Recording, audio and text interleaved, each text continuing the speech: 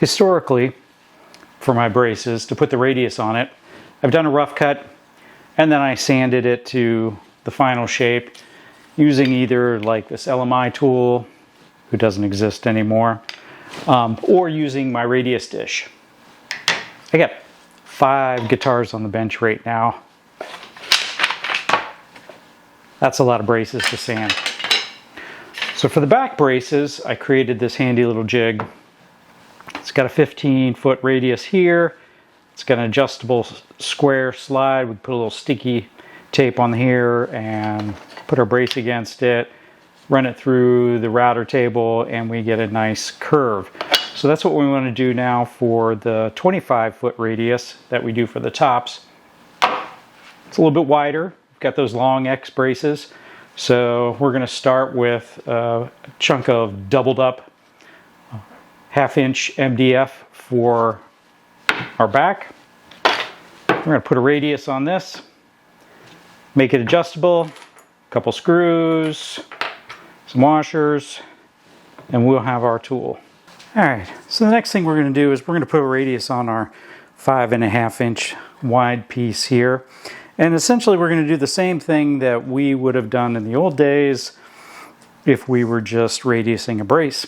We're going to knock off sort of the bulk of it on bandsaw, and then we are going to do the final shaping either using the LMI tool or our radius dish. Now, if you don't have like a handy printer that can do the wide format stuff to print a template like this, there's really not much you have to knock off. It's a pretty shallow curve. So if you go in about, maybe 3/32 over on this side and go out to about the 6-inch mark on here and draw a line, you'll have knocked out most of the waste that you need to get rid of. I'm going to do a quick little trace here.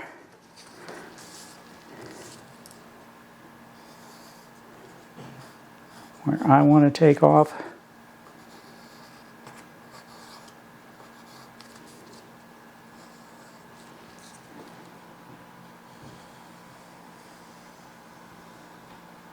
And let's head over to the bandsaw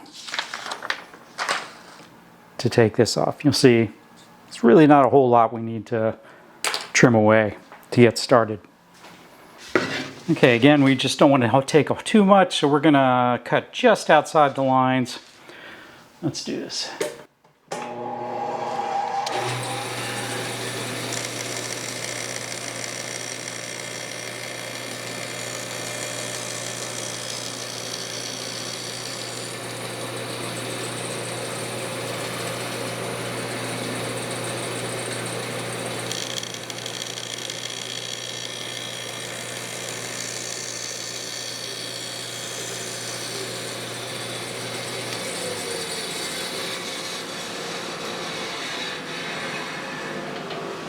Alright, now we need to do our final clean radius, and pretty happy with the cuts. Like, it's not too bad, pretty smooth. Obviously not what you want to do for a real thing, so we need to clean that up. I'm going to use my radius dish here. If you don't have one of these and you're building acoustics, you really need to get some. I have a 25, I have a 15, super handy. We'll use our LMI tool to sort of check how good we are, but now let's just get to a little bit of work. Try and keep it straight.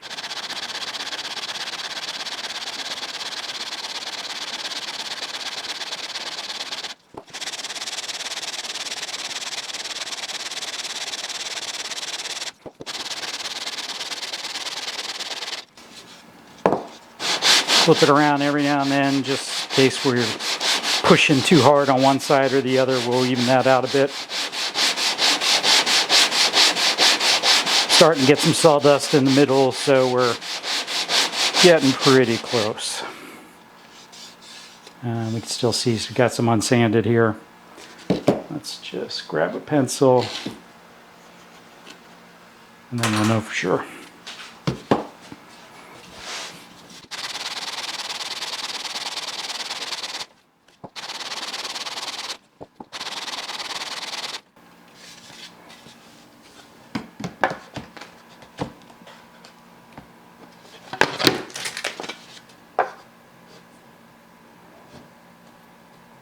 Oh yeah, definitely some light through there still.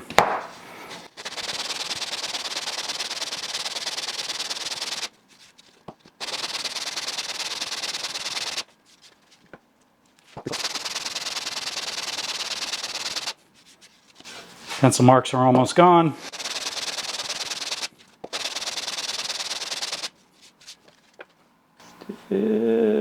Just a little bit of light there. So I'm going to go ahead and finish this up on the LMI because I know that I push down on this. I'm not 100% sure that I'm really in the right spot. This will also get me a little bit more square.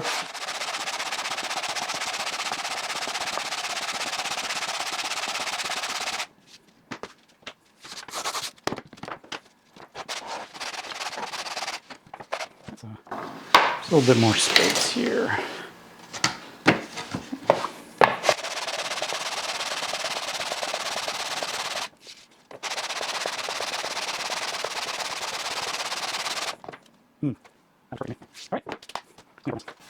Okay, do a little bit of a double check. Yeah, no gaps. All right, now we got our appropriately shaped chunks OMDF. We need to figure out where we want to put our T-nuts. So we want to come back a little bit so that we've got space for stuff to move. Though we don't have to go too deep. But let's give ourselves, we're going to come off about 1.25 inches off the front, which is maybe 4 1/4 off the back, 5-inch piece. And we did take a little bit off, but it's not too much. And about 1 inch off the sides. So this is where we're going to put our T-nuts. Like right there. It's kind of what it looks like in the previous jig. We've got a little bit of a recess, and we get the hole for our T-nut. We're going to do the same thing. Over on the other side, 4 1/4 off the back.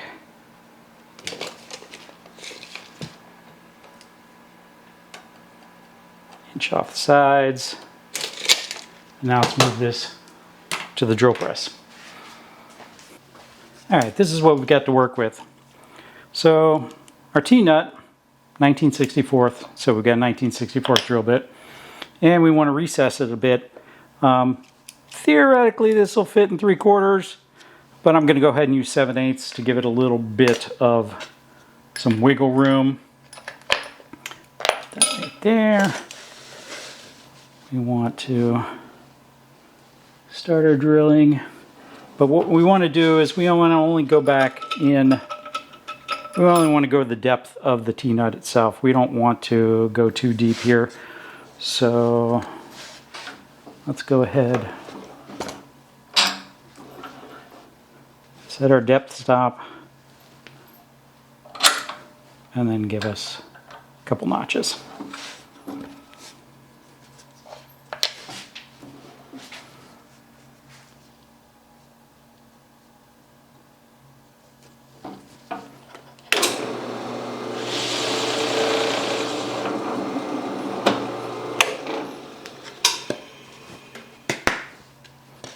And are we deep enough? We are deep enough. Perfect.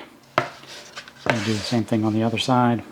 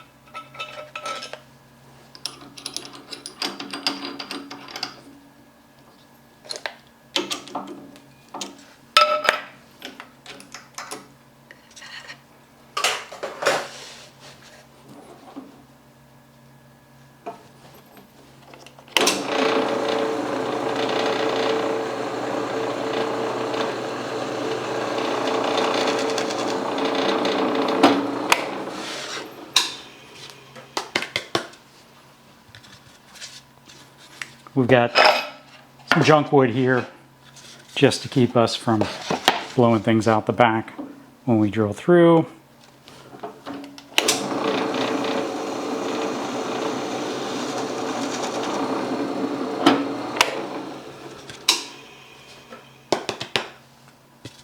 All right, we're good to go. Now we can put our T-nuts in. All right, so there's no finesse in this.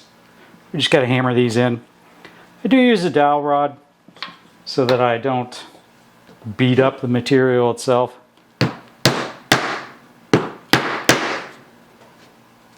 Nice and flush.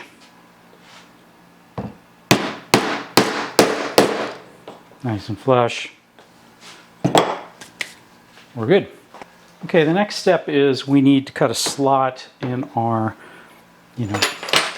straight edge here so that we can slide this backwards and forwards. Now, about the tallest brace we need to worry about is maybe 3/4 of an inch. So what we're going to do is, we've got 5 1/4 to here. We put these at 5 1/2 depth here. We put these at 4 1/4. So we need maybe 1/2 an inch. A slot that's 1/2 an inch on center, or comes in an inch, goes as far as 1/2 an inch away from the edge. So let's lay that out. Come in an inch on each side. Just use our square, draw our line.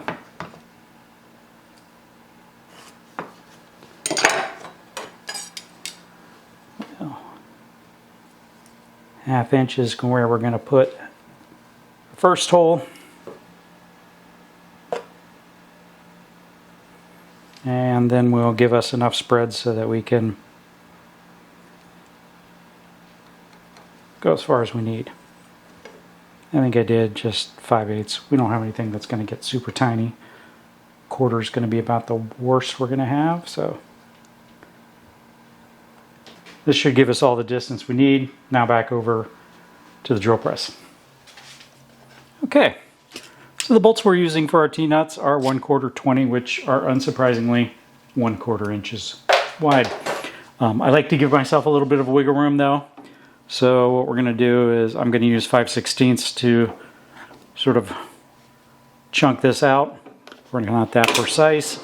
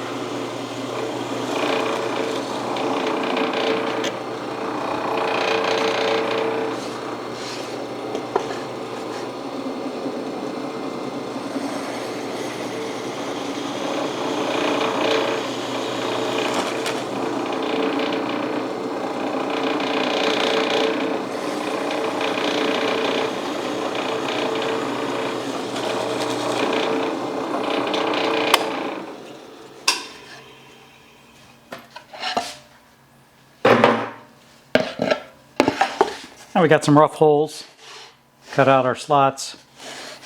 We'll go at this with a chisel or something, clean this up, open it up the rest of the way.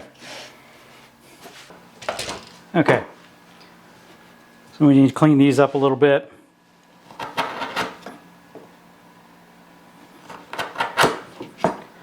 Drill press gave us sort of a guide of where we need to be.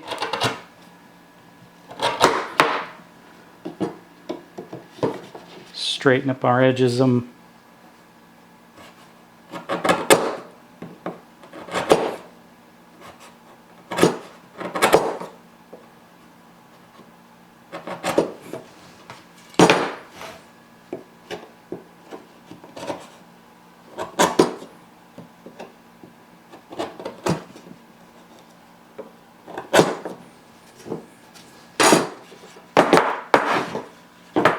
and we should be ready for assembly.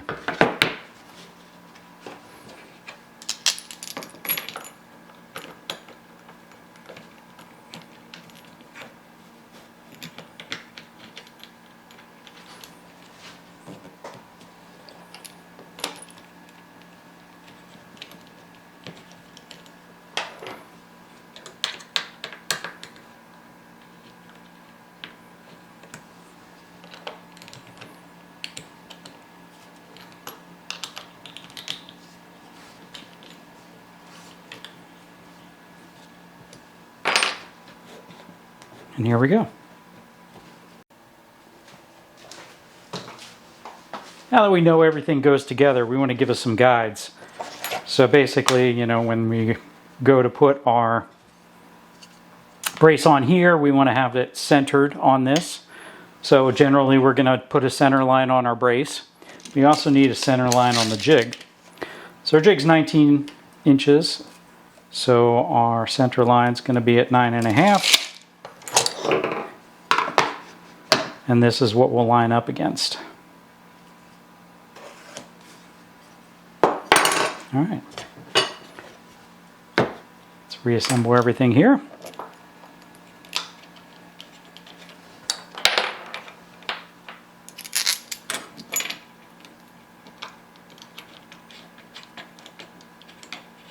And set ourselves up for a test cut. So this particular brace,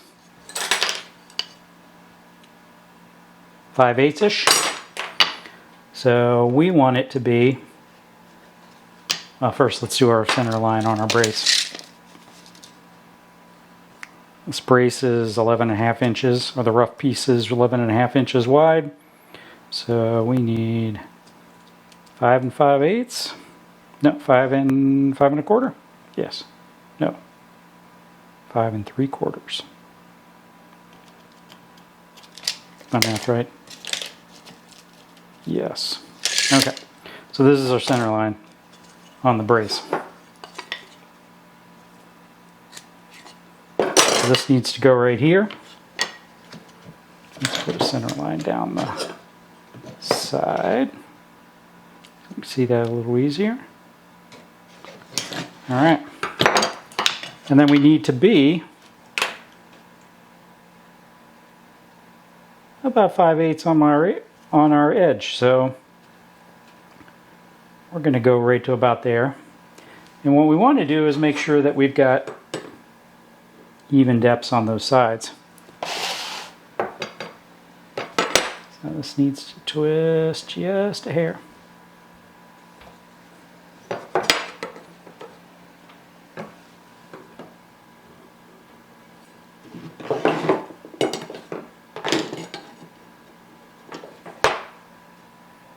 And we are right about where we want to be. So let's lock this down.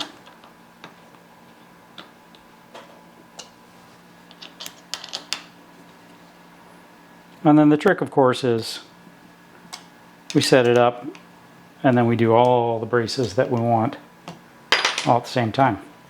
Let's get some double stick tape. All right, so here's our double stick tape.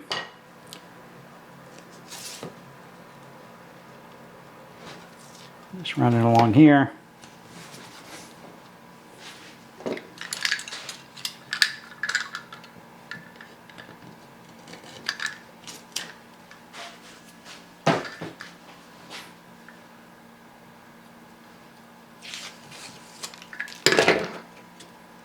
Line up our line.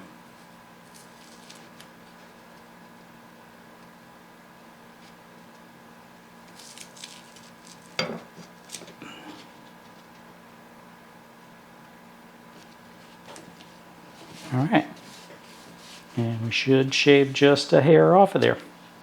Let's try this on the router.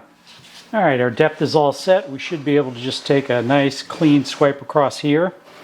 Normally, when you're routing, you would kind of roll downhill with the grain, but so this is all quarter saw and stuff. The grain's really going this direction, so you don't necessarily need to worry about the kind of tear out that you would get by going uphill.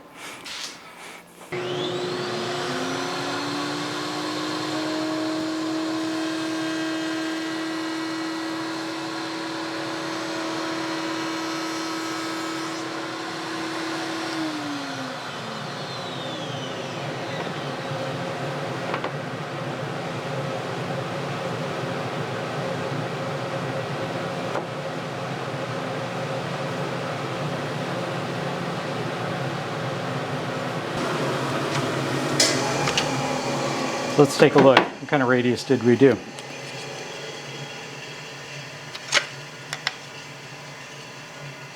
Looks near perfect to me.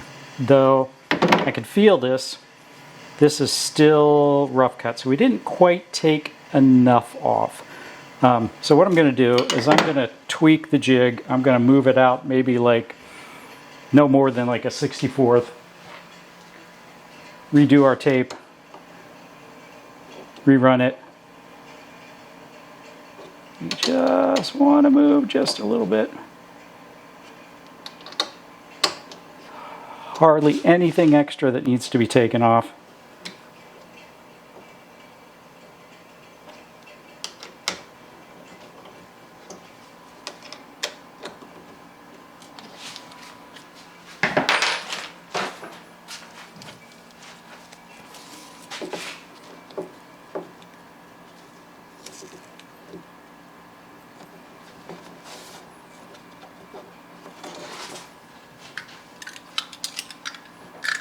And then once we've got it set up and we're sure our cuts are perfect, we can go and just handle all the rest.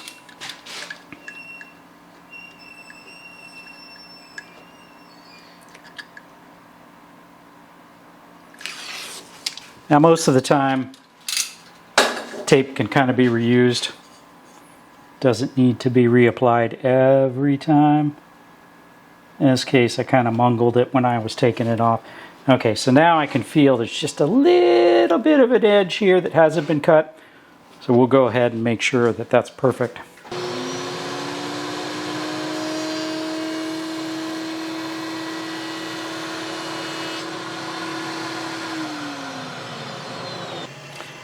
Now we have a perfect radius there.